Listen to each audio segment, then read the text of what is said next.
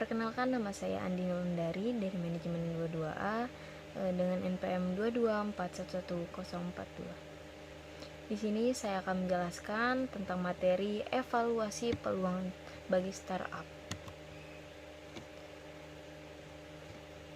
Evaluasi peluang startup merupakan proses penilaian atau pengujian terhadap sebuah perusahaan startup untuk mengetahui tingkat keberhasilannya dan mengidentifikasi kendala yang perlu diselesaikan.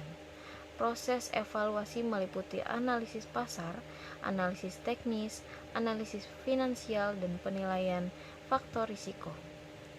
Tujuan dari evaluasi peluang startup yaitu adalah untuk mengetahui tingkat keberhasilan bisnis, untuk menemukan solusi terbaik untuk kendala yang dihadapi dan untuk membantu perusahaan startup dalam berkembang dengan lebih baik. Dan juga di sini terdapat beberapa tahapan yang terlibat dalam evaluasi peluang bagi startup, yaitu yang pertama, analisis pasar. Analisis pasar tentunya dilakukan untuk mengetahui kondisi pasar, khususnya terkait permintaan pasar atau produk yang dijual. Dan tentunya dapat melibatkan pengkajian ukuran pasar, pangsa pasar, dan tren pasar.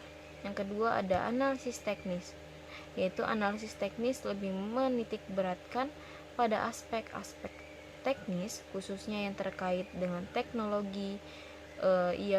Ini juga dapat melibatkan pengkajian teknologi yang sebaiknya diadopsi, sumber daya manusia yang dapat memanfaatkan teknologi tersebut, dan kemampuan waktu untuk mengembangkan teknologi.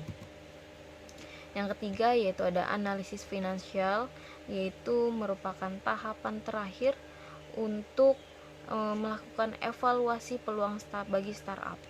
Hal ini juga dapat dilakukan untuk mengetahui posisi finansial bisnis saat ini juga, apakah sedang untung ataukah rugi, dan juga dapat melibatkan pengkajian laporan laba rugi, neraca keuangan, dan keuangan umum. Yang keempat ada penilaian faktor risiko, yaitu penilaian faktor risiko yang melibatkan pengkajian manajemen manufaktur, persaingan pasar, modal yang dibutuhkan, dan risiko teknologi. Dan juga ini dapat melibatkan pengkajian kemampuan tim untuk mengelola risiko yang dapat mengurangi. Yang kelima ada metode evaluasi, yaitu evaluasi yang dapat digunakan seperti metode Berkus, metode scorecard, discount cash flow, terus metode model Ventura, cost to duplicate. Setiap metode juga dapat memiliki karakteristik yang berbeda dan digunakan berdasarkan tahap dan kebutuhan perusahaan.